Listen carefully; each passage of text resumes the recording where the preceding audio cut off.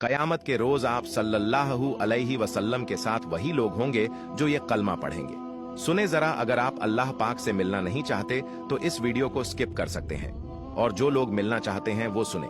रसूल अल्लाह सल्लल्लाहु अलैहि वसल्लम ने इरशाद फरमाया, एक शख्स ने एक ऐसा कलमा कहा जो बहुत छोटा है, लेकिन फरिश्ते परेशान हो गए।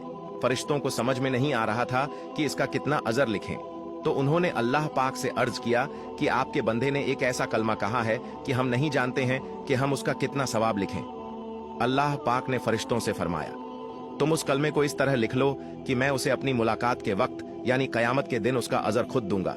सुभान अल्लाह।